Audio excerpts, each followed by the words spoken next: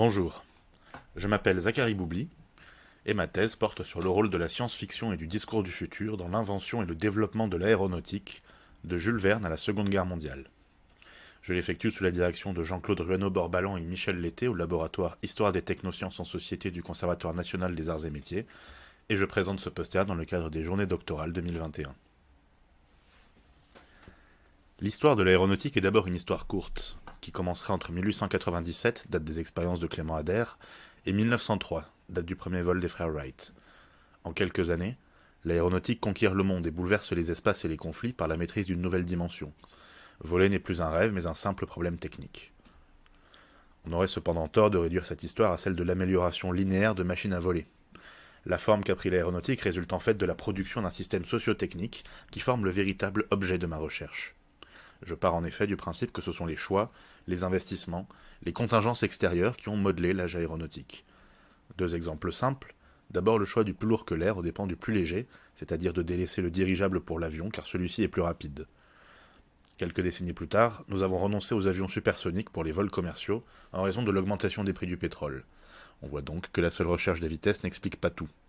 Les choix et les projets des acteurs de l'aéronautique reposent davantage sur leur capacité à anticiper un environnement toujours en mouvement. Il y a ainsi un débat permanent sur le futur de l'aéronautique. Ce débat, il repose sur les discours qui mettent en scène le futur et participent à élaborer ce futur possible à partir des attentes et des expériences du présent. Ces discours du futur se caractérisent par l'emploi de la conjecture rationnelle. Il s'agit du dénominateur commun des essais prospectifs, des programmes politiques et de productions littéraires et artistiques. Mon travail consiste donc à recenser ces écrits sur le futur de l'aéronautique et à restituer leur rôle dans l'élaboration du futur. Il permettra d'étudier un objet sociotechnique sous l'angle de l'horizon d'attente qui l'entoure et qu'il génère. En effet, à partir de l'époque de Jules Verne, toute une partie de la littérature intègre l'idée d'un monde déterminé par la technique. Ce genre nouveau a plusieurs noms, notamment celui de fiction scientifique, roman scientifique ou merveilleux scientifique. Cette littérature spéculative se fait le lieu d'une anticipation libre, mais rationnelle de l'avenir. Et avant même que la technique ne le permette, les écrivains vont inventer les usages et les aspects de l'aéronautique future. Le meilleur exemple en est l'utilisation militaire des avions. En 1886, Jules Verne publie Robur le Conquérant, un roman dans lequel une machine volante à l'électricité surclasse complètement les dirigeables. L'avion de Robur est comparable au Nautilus du capitaine Nemo. Unique dans son genre et ses capacités, il est hors d'atteinte de tous ses adversaires. La puissance aérienne donne ainsi une suprématie stratégique difficilement dépassable lorsqu'elle est asymétrique, chose qui sera plus tard théorisée par les armées. Il faudra encore des dizaines d'années avant que Clément Ader et les frères Wright ne fassent voler des engins plus lourds que l'air, avant qu'enfin les avions armés n'apparaissent qu'à l'aube de la Première Guerre mondiale. En 1887, dans La guerre au XXe siècle, le dessinateur Albert Robida imagine une guerre future menée avec des escadres volantes, des véhicules blindés et des gaz toxiques. Le fait qu'il s'agisse d'une œuvre humoristique ne l'empêche pas d'imaginer des engins volants qui se déplacent en escadre, qui sont employés pour la reconnaissance, le bombardement et la chasse, soit précisément le triptyque des emplois militaires de l'aviation. L'avance de la spéculation sur l'avenir se vérifie aussi sous la plume de Émile Drian, dit capitaine d'Henri, surnommé le Jules Verne militaire.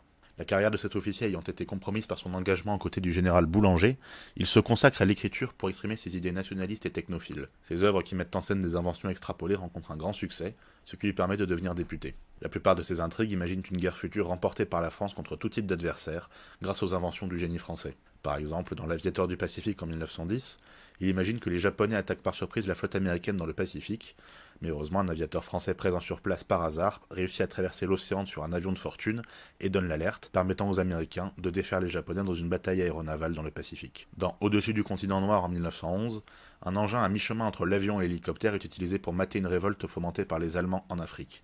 Et effectivement, dès les années 20, l'avion sera un atout majeur des puissances coloniales à travers la doctrine de l'air control mise en œuvre au Moyen-Orient et au Maroc. Les exemples abondent, mais ce travail de thèse ne se limite pas à recenser les écrivains de science-fiction qui ont eu raison dans le domaine de l'aérien.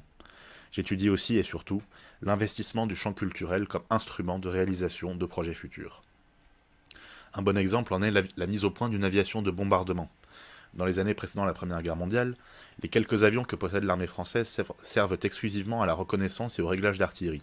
Les techniques permettant de lancer des projectiles air-sol ne sont pas au point, ce qui fait qu'aucun cadre militaire n'envisage l'emploi de l'aviation pour le bombardement. Ici, c'est donc le secteur privé qui va prendre le relais, en stimulant l'innovation aéronautique par le mécénat et le sponsoring. L'entreprise Michelin lance notamment le grand concours de l'aérocible pour inciter les pilotes sportifs ou militaires à s'entraîner à viser depuis les airs. Le rêve aéronautique se présente ainsi d'abord comme une vogue pour un public impressionné par les exploits successifs des pionniers, mais aussi comme un effort pour convaincre la société que le développement de l'aéronautique est souhaitable, car il permettra de révolutionner la guerre. Le futur aéronautique s'élabore aussi dans les transports. Celle-ci naît en effet à un moment de bouleversement rapide des mobilités, avec l'arrivée concomitante du métro ou de l'automobile. Beaucoup d'auteurs tentent donc d'imaginer avec plus ou moins de sérieux ce que l'avion apportera aux mobilités de demain. Sous la plume des dessinateurs satiriques, on retrouve notamment deux gags récurrents qui semblent éculés, mais mettent en réalité le doigt sur des problématiques futures du transport aérien. Premièrement, de nombreux dessins mettent en scène les embouteillages du ciel, en supposant que l'avion sera, comme la voiture, un mode de déplacement individuel. L'aviation est davantage devenue un transport en commun, mais elle a effectivement besoin d'une régulation du trafic pour éviter les catastrophes et les collisions. Et cette banalisation des voyages en avion, c'est bel et bien accompagné d'une régulation globale de l'espace aérien. Un autre gag très récurrent est celui du passager de l'aérobus qui est monté sans billet. Le contrôleur lui signifie en général qu'en l'absence de billet, les passagers clandestins doivent sauter immédiatement de l'engin en marche. Bien entendu, il n'est pas envisageable de faire cela dans la réalité, à moins de fournir des parachutes. C'est pourquoi les transports aériens ont mis en place des procédures de plus en plus strictes de vérification, et c'est pourquoi dans un aéroport, on doit passer par plusieurs sas qu'on ne peut franchir qu'avec un billet en règle. Pour conclure, vous l'aurez compris, il s'agit d'un travail qui articule plusieurs temporalités, puisqu'on étudie des discours passés sur le futur. C'est un travail qui reposera sur une analyse systématique par une base de données de production spéculative sur l'aéronautique et qui doit restituer comment le futur aérien se recompose en permanence mais se réalise sous une forme contingente en jonglant avec de très nombreux possibles. On pourra ainsi faire une archéologie d'un savoir prospectif qui s'est justement développé en premier lieu auprès de l'industrie et des armées de l'air. Je vous remercie.